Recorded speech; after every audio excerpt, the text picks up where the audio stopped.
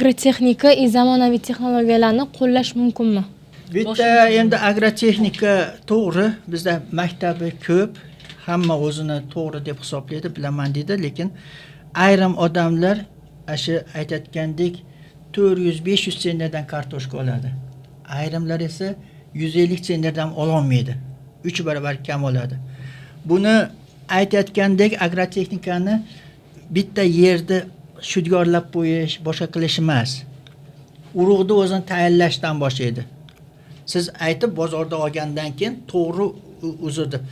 Mana men bozorga kirib turib, kartoshkani erta pisharini olmoqchiman desang, mashi erta pishar dedi. Tez hosildor desa shu dedi. Unga sotsa bo'ldi, lekin uni farqlaydigan bo'lsa, har xil внешность, u aytganda silliq bo'lsa, ko'saklari ustida turadigan bo'lsa, u erta pishar bo'ladi. Ko'zlar ko'proq bo'lsa, nima ser hosil bo'ladi.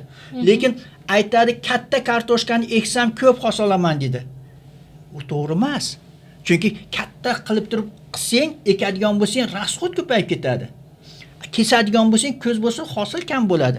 Asha aytayotgan narsani urug'ni 40 grammligini olib, dastlab uni 2 oy, 3 oy salqin joyda saqlab, ekishdan 1 oy oldin bir qator yoki 2 qator shuni nima qilib, yozib qo'yib, ko'k ko'z chiqargandan keyin ekadigan bo'lsa, Rossiyadan, chet ellardan yo'q bu narsa. Bizda ko'z chiqarib, u ko'chat qilib ekish bizda unikal narsa. Ularda 100 kunda pishadigan bo'lsa, biz 70 kunda, 65 kunda pishirib bo'lamiz. Mana siz ham aytdingiz, 60 o'sha aprelda pishirdim deb. Ashni ekish, keyin ekkandan keyin ba'zi birlar Xorazmda, Sirdaryoda egatni olib qo'yib o'rtasini ekar ekan. Это неправильно. Bu yerda imkoni boricha chiziqcha qilib chuqurga ekib qo'yib turib, qancha xomlasang, qancha baland qiladigan bo'lsa, har bitta poyda jindi ko'shchalar, ipchalari bor, ashlar stalona. Ashlar hosil beradi. Hosil beradi. Bostirib sug'oradigan bo'lsa, qatib qoladi. Jilviratib sug'orib, u qiladigan bo'lsa 40 tonna, mana So'x degan tuman bor nimada, Farg'onada. 40 tonnadan hosil oladi. Biz oddiy joylarda ham 3 martadan hosil olishimiz mumkin. Agrotexnikani eng asosiy narsa bu, ayrim hollarda yerni sevishing kerak. Undan gaplasha olishing kerak. Tushunishing kerak. Har bittani o'z vaqtida qilishing kerak. Hozir 40 santimetrdan shudyo qilamiz degan u eskilik уже. Bizda уже minimalniy обработка deyapti. Rossiyada 6% gumus bo'lgan joylarda 20 santimetr qilyapti. Chirindilarda tuproqning ustida qolishini, mulcha degan narsangiz hozir organik mulcha bo'lyapti hozir. Somon, g'ozon, boshqa o'shalar bilan qilyapti o'sha narsani.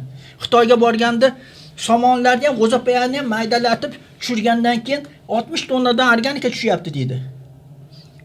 Biz уже hamma narsani o'rgatadigan narsamiz ham bor, ulardan o'rganadigan narsalarimiz bor.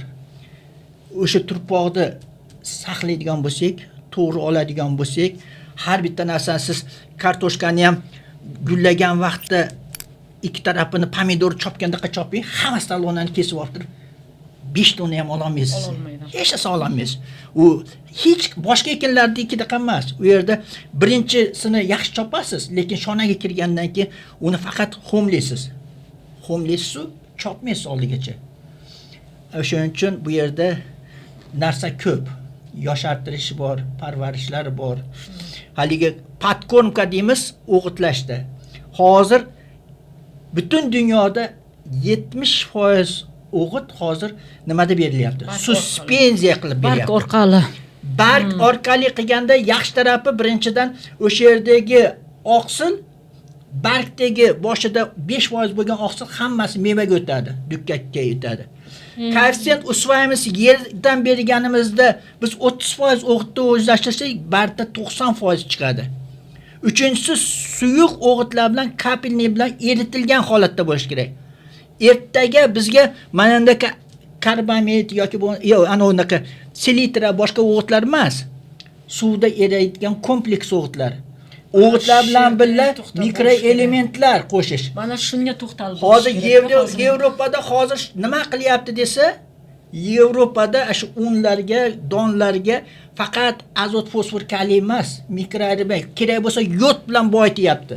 Kalsiy bilan boyityapti. Nimaga desa, kalsiy bilan boyitgani vitamin D, suyak kasalliklarini nima qiladi? Yod bilan qilganda bo'qoq kasalliklardan oldini oladi. Biz уже faqat non sotyapmiz yoki modda sotyapmiz emas, biz dori sotyapmiz degan narsaga borishimiz kerak. Insonning salomatligi bu eng qimmatli narsa. Ko'pincha mana o'zimiz ham savol javob qilayotganimizda fermerlardan 90% tushgan savollar iyun oxiri, iyul boshlarida bu xloroz va moddalar yetishmovchiligi bilan bo'lgan savollar tushadi.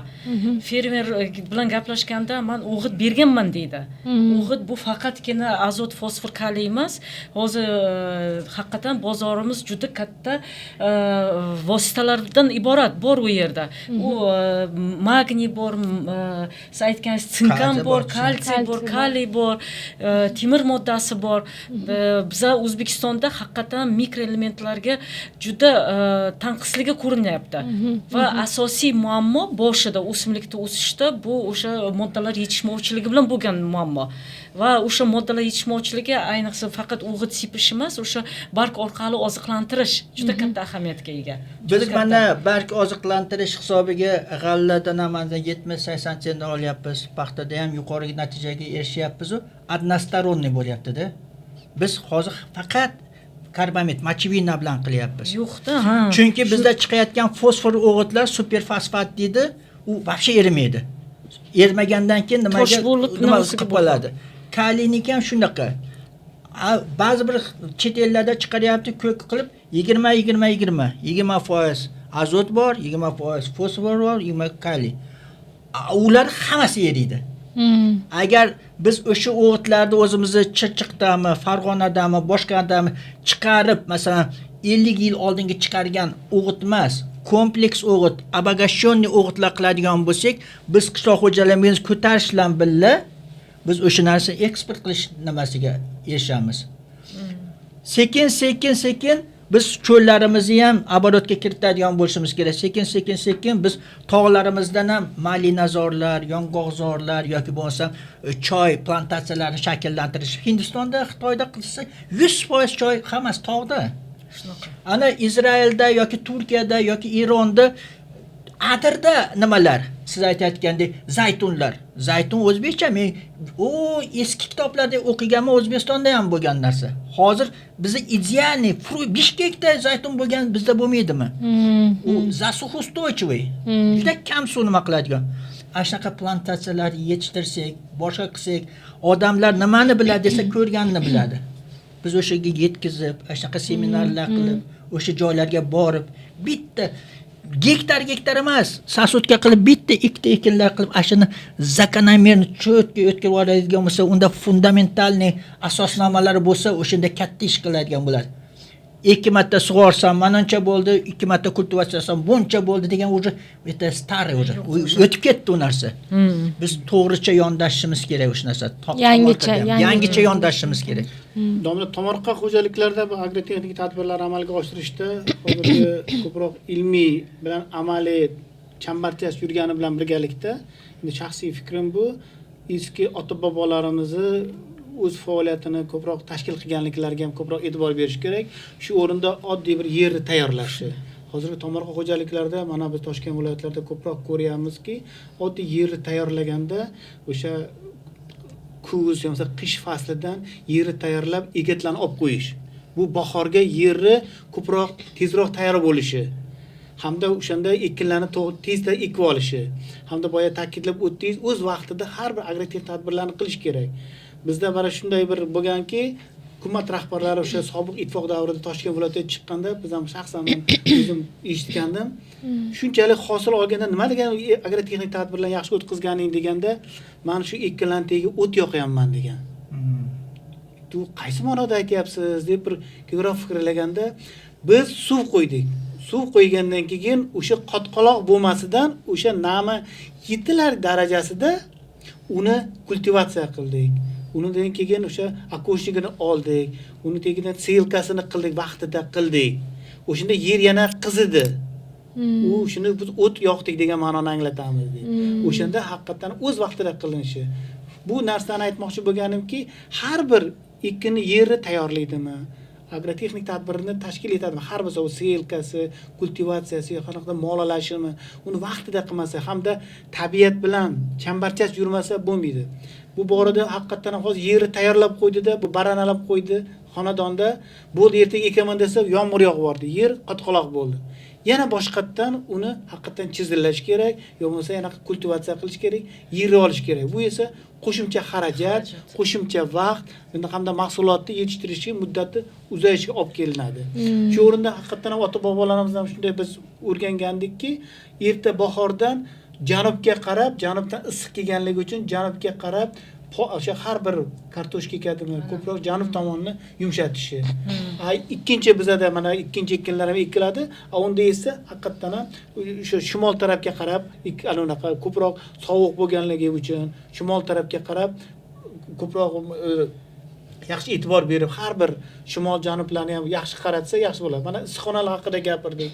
Issiqxonalarni har bir o'sha bir bosh tarafini, quyosh turadigan tarafini doimiy ravishda janubga qaratyapmiz. Shimol tarafga esa haqiqatan ham buni devor taraflarini qilyapmiz.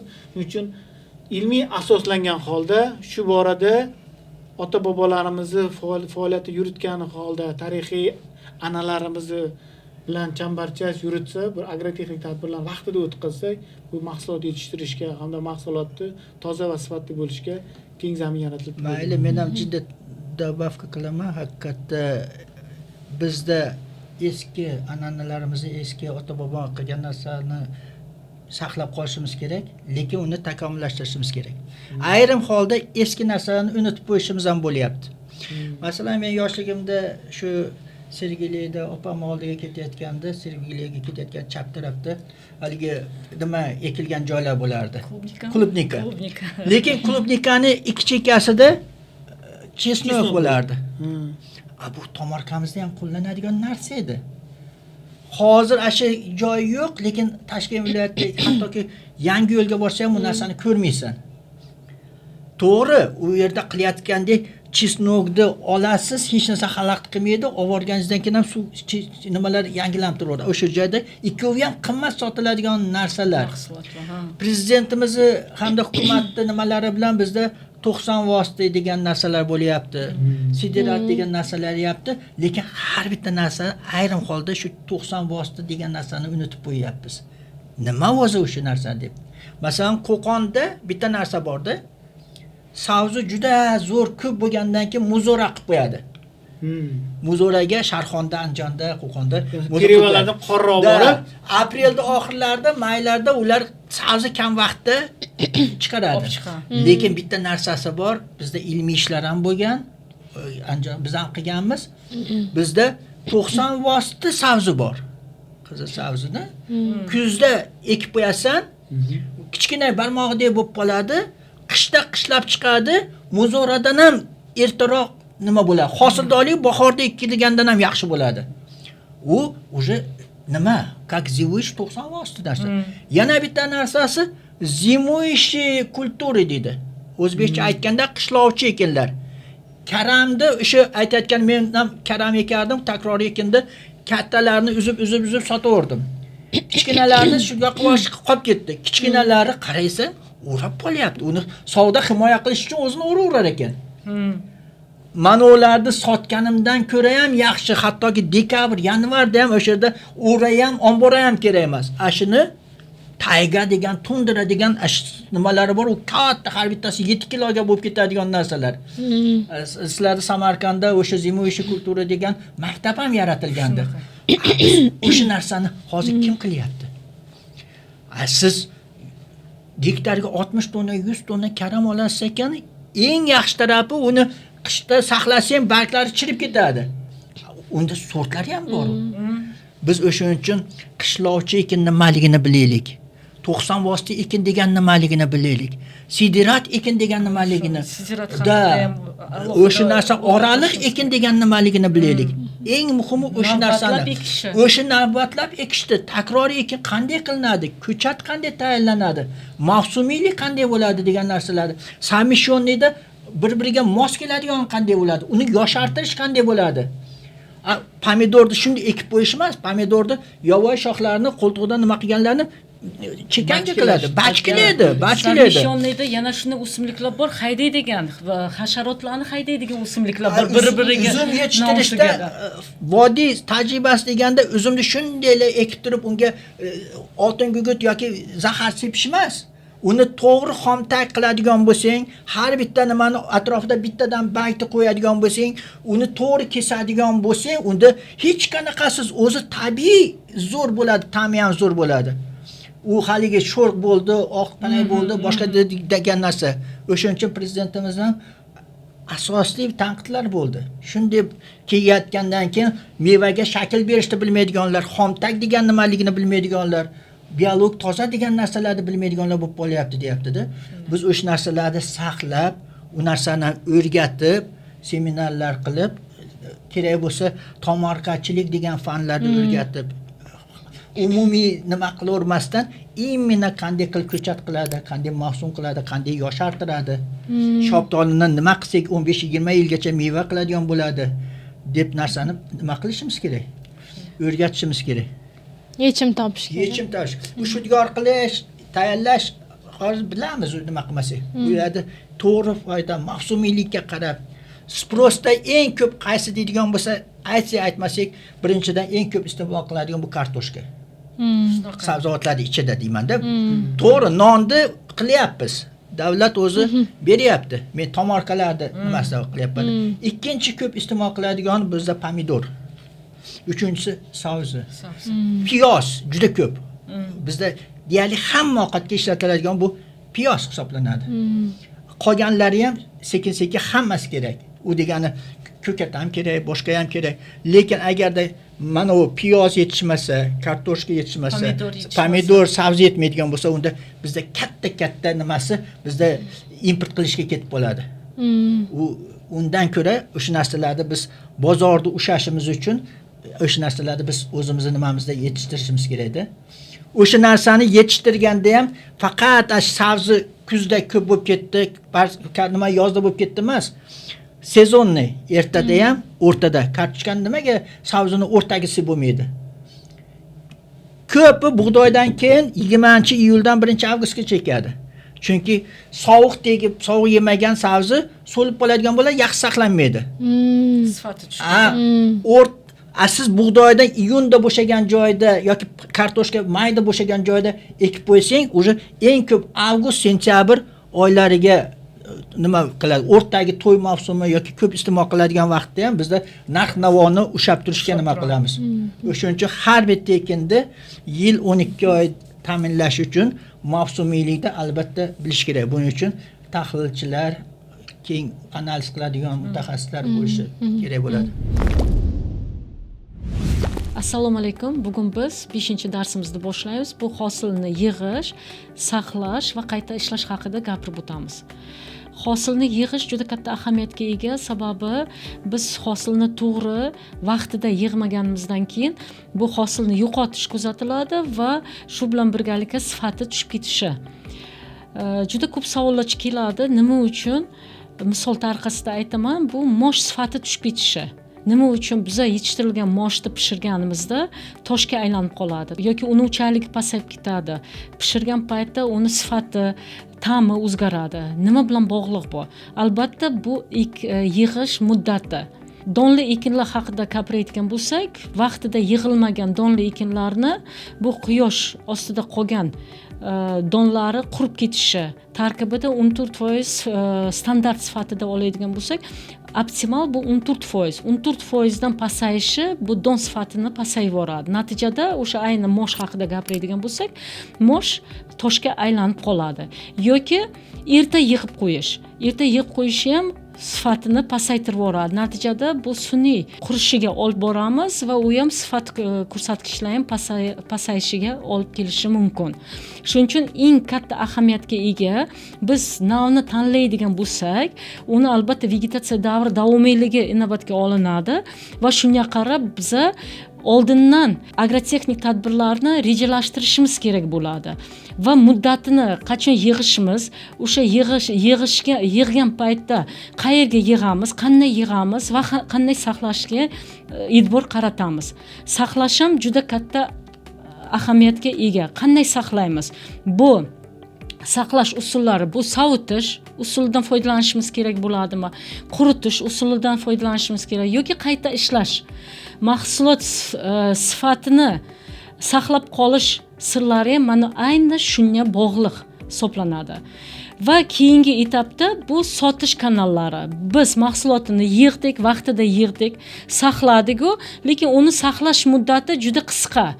Uni qayerga sotamiz? Uni tomorqani oldidagi o'sha qo'shnilarga sotish yoki sotish rastalarida, savdo rastalariga, bozorga yoki kichik do'konlarga yoki internet orqali bugungi kunda sotish imkoni juda katta va bozori juda katta. Bemalol uni qayta ishlash mahsulot sifatida ham uni sotish imkoni bo'ladi. Misol uchun hosil to'g'ri saqlab qolingan va narx saqlab qoldik va narx oshgan paytda esa juda ko'p oilalar tajribasi bor. Buni saqlab qolish imkonini chizib va uni ayni narx oshgan paytda esa bozorga olib chiqish orqali esa daromad qilgan oilalar ham juda ko'p. Hosilni yig'ish muddatiga e'tibor berishi bu tashqi omillardan bittasi bu ob-havo.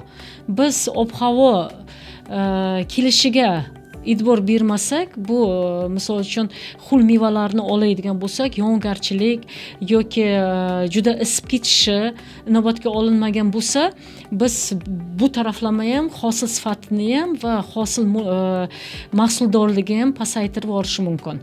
Bundan tashqari bu sifat ko'rsatkichlarini inobatga olishimiz kerak. Har bir mahsulot, yetishtirilgan mahsulotda o'zini sifat ko'rsatkichlari bor. Boshda aytib o'tganday, donli ekinlarda sifat ko'rsatkichlaridan bittasi bu namligi. Namligi yuqori yo past bo'lishi bu sifatni pasaytirib yuboradi va tan narxiga pasayishiga olib keladi va saqlanuvchanligi ham ta'sir qilishi mumkin. Saqlanuvchanligiga ta'sir qilishi bu zarar kunandalarni ko'paytirishi yoki chiritib yuborishi mumkin va natijada bu sifatini ham pasaytirishiga va saqlanuvchanligiga ham ta'sir ko'rsatadi. Hosilni to'g'ri yig'ishi qanday baholanadi? Qanday biz buni aniqlashimiz mumkin? Birinchi navbatda bu vizual.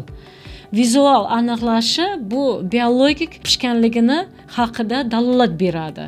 Bu rangi, bu ta'mi, qattiqligi, tarkibidagi suv miqdori, qattiqlik, suv miqdori yo ko'p yo pastligi, plus undan tashqari fitosanitar holatini ham baholab borishimiz kerak albatta. Fitosanitar baholashimiz hosilni yig'ishtirgandan keyinchalik uni saqlab qolishiga baho beradi.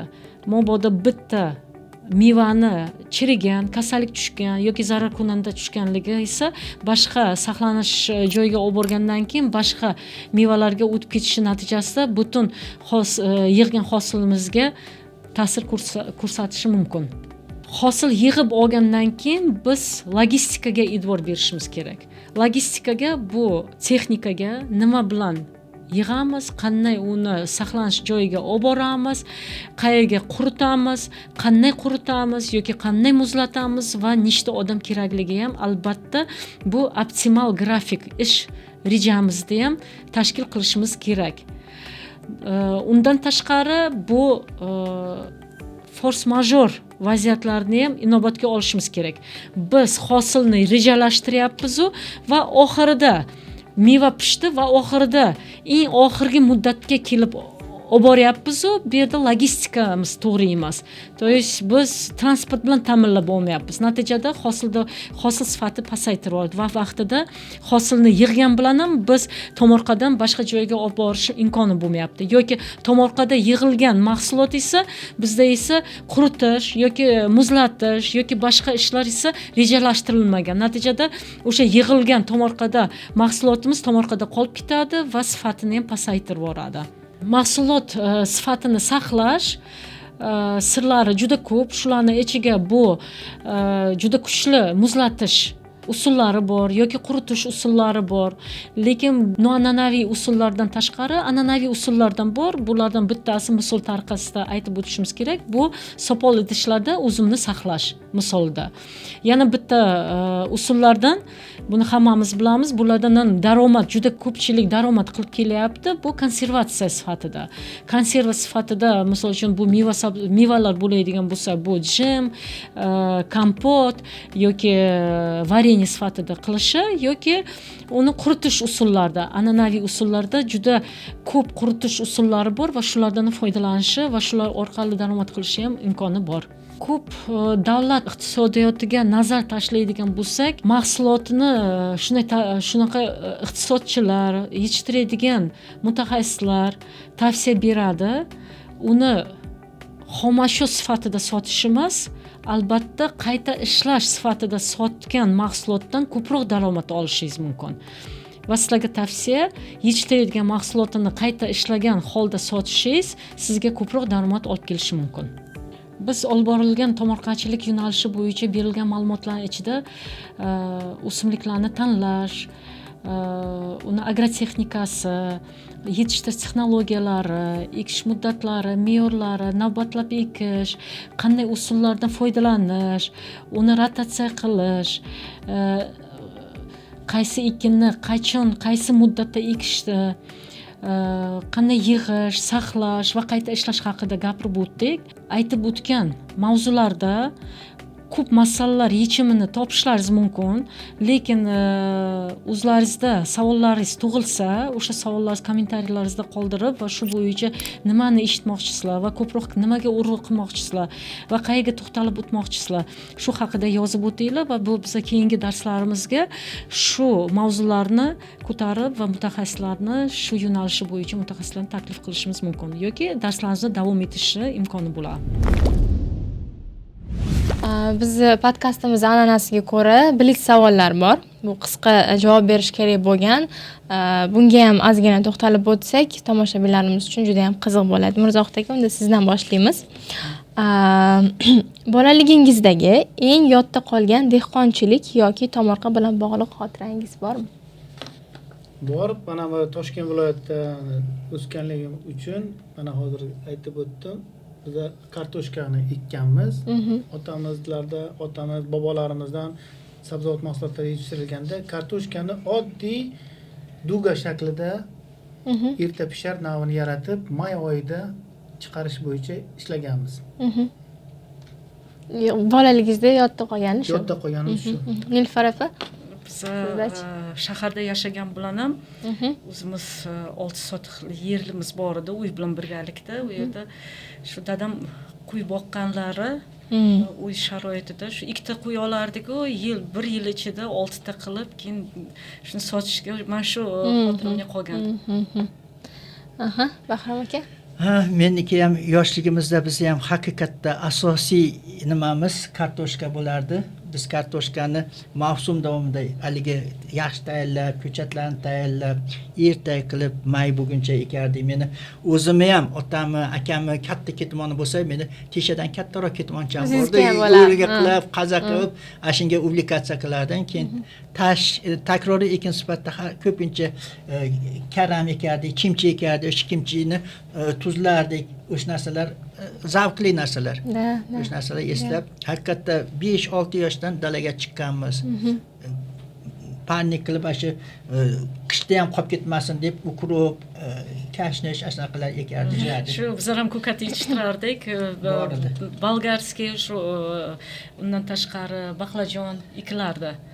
Mana shular baribir oilaviy chiqib, har kun yo suv qo'yardik, qarardik, mana shunaqa bo'lardi. Oilaviy ishlardik. Bu xotiralar kelajakda shu kasbni tanlashingizga ham qanaqadir bir turtki bo'lgan bo'lishi mumkin. Albatta, mana shunday ta'sir ko'rsatganlar. Shu masalan hozir metga kirmay, petga kirmaganlar bu yoqqa qolib ketyapti emas. Biz faqat agronom bo'lamiz deb turib, o'sha maktab vaqtidanlar o'sha kasbimizni tanlab bo'lganmizda. Afsuslanmaymiz. Afsuslanmaymiz. Keyingi savolimiz, agar sizni tomorqangiz bo'lsa, birinchi bo'lib qaysi ekinni ekish xohlardingiz? Tomorqam bo'lsa, bu savolingizga qo'shimcha sifatida aytaman, bitta ekin emas, har xil ekinlarni qilardik. Tomorqada haqiqatan ham mana domla ta'kidlab o'tdilar. 2-3 ta qoramol, yirik shoxli mol, 4-5 ta mayda shoxli bor, qo'ylarni nazorat tutaman, hamda bir 10 talar tovuqlar qilinishi, hamda kichkinagina bir issiqxona kompleks bo'lsa, bu maqsadga muvofiq bo'ladi. Chunki bu ijtimoiy hamda ijobiy faoliyatga bo'ladi hamda foyda keltiradi deyman. Zo'r. Tomorqamiz bor. Ayniqsa hozir mana iqlim o'zgarishi, mana shu juda issiq bo'lib ketgani hisobida biz tomorqaga hamma faqat mevali daraxt ekdik. Va agrotexnikasini shunday qildikki, o'sha 1 kvadrat metrdan foydalanib, hozir bitta 3 sotixlik yerda почти 25 ta daraxtimiz bor. Va har bitta mavsumiy pishib boraveradi va bolalarga, nevaralarimga, ya'ni o'zilgan mevalar dorisiz yil davomida o'zimizda tomorqadan berib nima qilyapmiz, foydalanib yotibmiz. Zo'r. Bu salqin, mana hamma joy qizib yotgan paytda hovlimiz juda salqin. Umuman farqi juda katta. Почти 5 gradusgacha farq beradi. Tashqarida ichkariga kirgandan 5 gradusgacha farq beradi. To'g'ri, men ham ko'p nima qilganman, hozir ham ozroq bo'lsa ham bor. Bitta narsasiga qilganda meva haqiqatda ekanmiz, lekin bir xil narsa emas. Hammasidan bitta ikkitadan bo'lsa ham shu. Ikkinchidan mevalar barg to'kkanda yoki bo'lmasa mevani olib bo'lganimizdan keyin imkoni boricha ekinlarda oz hammasiga keraklik. Masalan, siz ukrop ham bor, ko'k piyoz ham bor, kashnich ham bor, nima boshqa ko'katlar, petrushkalar qilib ozdan. Kartoshkani ham imkoni boricha erta ko'chatlar qilib, meva kirguncha olish. Chunki уже iyul oyiga kirganda, avgust oyiga kelganda уже salqin bo'lib ketadi. O'shuning uchun zimoviy kultura sidrat ekin deganlari qilib, o'shalar soya solguncha oladigan qilib qo'ysak, gilosni ham masalan, mayskini ham, beshsertani ham hammasi qilib qo'ysangiz, chunki o'zimiz uchun hech yo'q, shu nevaralarda, farzandlarni qondirish uchun bo'ladi. Zo'r tavsiyalar. Bir so'z bilan aytganda, tomorqa so'zi siz uchun nimani anglatadi? Bu oilam, o'zim, rafiqam, farzandlarim, nevaralarim. Zo'r. Sizga? Men gapimni o'g'irladingiz. Aytib qo'ydim. Meniki ham xuddi shunaqa fikr va plus undan tashqari kichik yerdan katta imkoniyat. Mana shu. Zo'r. Bahrom aka. Mayli. Endi aytadigan bo'lsa, bir so'z deydigan bo'lsa, rizq. Zo'r. Qo'shimcha qiladigan bo'lsa, o'sha to'kinchilik, nimalik, o'zingni nimalarni qilish, rizq, to'kinchilik bo'lsa, shunday bo'ladi. Rahmat. Qishloq xo'jaligidagi ilmiy yangiliklardan qaysi biri sizni ilhomlantiradi? Bu innovatsion texnologiyalar. Bu deganim haqiqatan tomorqadan kamroq xarajat, tannarxini kamaytirib, ko'proq hosil olish. Intensiv usulda foydalanish shu ilhomlantiriladi. Bu fan texnika yutuqlarini to'g'ridan-to'g'ri tomorqalarga tatbiq qilish. Xuddi shunday innovatsiya hozir biz innovatsiyani u shart emas, biron joyga borib o'rganish, hozir texnologiyalar rivojlangan, uni bemalol uy sharoitida ham qilish imkoni bor. Shuning uchun o'sha innovatsiyadan qancha biz foydalansak, shuncha o'zimizga foydani hozir ko'rib o'tiribmiz hammamiz. Shuning uchun bugungi kunda innovatsiya juda katta ahamiyatga ega. Endi men ham sizlarga qo'shilaman, lekin o'zimga xos deydigan bo'lsak, bitta tomorqa emas, umuman bugungi kundagi narsa, masalan 100 million ko'chat ek degan. Bu ekologiya. Toshkentda ham, boshqada ham, atrofda ham hamma yer tozalash, ikkinchi ekologiya. Ikkinchisi organika. Aytayotgandek, mahsulotda ham birinchidan tuprog'ida ham holatini, unumdorligini saqla, mahsulotda ham sifatini, nimasini oshir. Keyin agroturizm, agroekologiyani yashil dehqonchilikda ko'proq nima qilish. Biz atrof muhitni nima qilmasak, saqlamasak, Manimcha bugungi kunda mana shu eng katta dolzarb eng katta eng narsa. katta ahamiyatga ega bu agroturizm. Agroturizm. Chunki men hozir boshida aytib o'tganingizdek, ko'p keladigan turistlar bu nafaqat arxitektura madaniyati uchun u birinchi navbatda ovqatlanishga ham ovqatlanish o'sha daladan meva sabzavotlarni o'zib iste'mol qilishiga qiziqadi. Juda ko'p. Xitoyda deylik, Yaponiya, Yevropada уже monogetashkalarda boshqalarga ko'ra уже zerikkan. Shunday. Bizda har bitta narsasini o'ziga xos nimasini bilsak, biz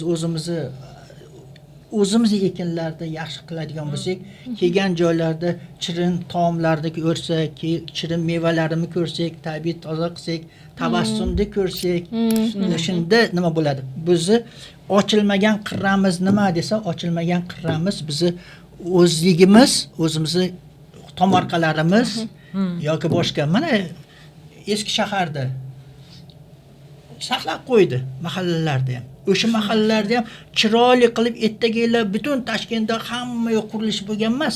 O'sha yerda o'zbekona nimalar, xon taxtalar, o'zbekona nimalar, o'zbekda tandirlari, ayrim holda shaharda non yopishni, somsa qilishni bilmaydiganlar bo'lib ketadi. 100% nonni nima qilib o'rgandi. Shu o'zbegimizni nimamizni, biz Chinor degan nima kitob Asqat Muxtorniki bo'lardi. Chol o'sha yerda o'zini nimasini qilib istaganda qirralarimizni ochib berganda, O'tkir Hoshimovni otamdan qolgan dalillar, boshqalar har xil nimalarda biz bilishimiz kerak-da. Ya'ni aytayotgandek o'zligimizni qilib, madaniyatimizni saqlab qolishimiz kerak. To'g'ri. Rahmat kattakon. Oxirgi savolimiz yana ham qiziqarliroq. Agar har bir xonadonda kichkina tomorqa bo'lsa, O'zbekistonda nimalar o'zgaradi deb o'ylaysiz? Sog'lom millatimiz ko'payadi deb o'ylayman. Bunda haqiqatan tomorqadan zavq olish, tomorqaga kirib, tomorqani yaratib qo'ygandan keyin Nilufar opa aytgandek bir qanaqadir kichkina bir landshaft hududini yaratib qo'ydi. Go'zallik, qanaqadir o'zimizning milliylik, domlaga aytgan eski shaharda ta'kidlab o'tdi. O'zimizning milliyligimiz va tomorqadagi yaxshi jamiyatimizni bir yaxshigina bir an'anasi yanada rivojlanganini o'ylayman. Как раз agroturizm ham rivojlanadi. Mana shu, men o'ylaymanki, tomorqachilikka ko'proq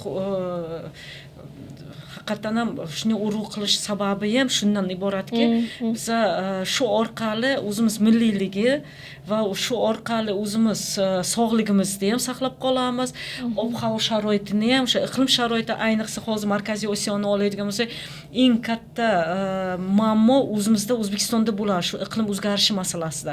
Biz esa tomorqa orqali o'sha narsani saqlab qolish imkoni bo'ladi. Va nima orqali? To'g'ri, men innovatsiya haqida gapirdim-ku, Donlab bizada ozgina bilan o'ynatib, to'g'ri, men o'zim ham milliy narsa kiyib kelganim sababi ham shu. Innovatsiyani milliy asosda qiladigan va shu orqali esa dunyoga va o'zimizda ham o'sha bizani qishloq xo'jaligimiz va odamimiz juda ko'p narsaga qodir. Juda ko'p narsa. Biz o'zimiz bilmaymiz bu narsani. Lekin ayrim navlar misolini keltiradigan bo'lsak, juda ko'p narsa bor va odamlar chet davlatlarda ham qoyil qoladi. Endi biz chet til haqida gapirmaslik o'zimiz ham shularni inovatga olib, haqiqatan shunday mahalla qilishimiz kerak. Tomorqalarni shunaqa rivojlantirishimiz kerakki, ertaga o'zimiz zavqlanib shu yerda yashaydigan bo'lishimiz kerak. Borib ketdik toqqa dam olamiz emas, o'zimiz hovlimizda dam olishimiz kerak.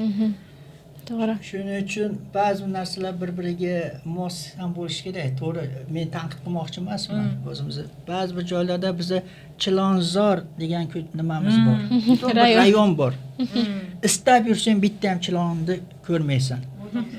Bodomzor deydi, bodomda olmazor bor. Zorlarimiz ko'p, lekin ashularda mayli domda ekmassan, mayli boshqada hech yo'lda bir chekkalariga olsan, namuna bo'lsa ham. Bizning millatimiz nima bilan farq qiladi? Hashar bilanda.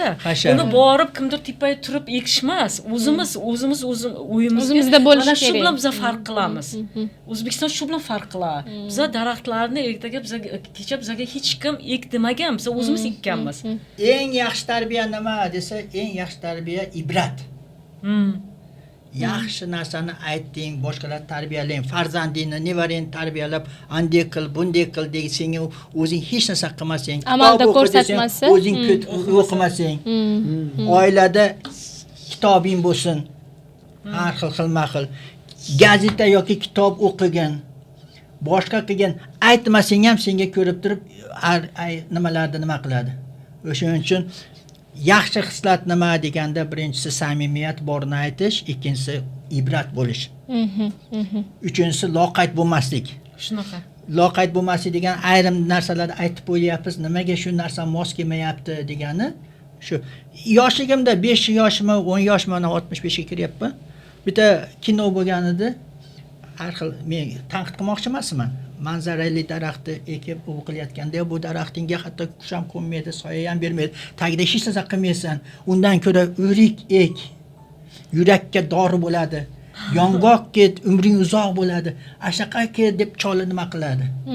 Yoki bo'lmasam gruzinlarning kinosi bor, Soldat otasi deganda, nima ekyapsan desa, nima ko'chat oldim, nok ko'chati oldim. Sortini esimda yo'q. Necha yilda umri meva beradi desa, 15-20 yil desa, u ungacha bormisan, yo'qmisan dedi-da.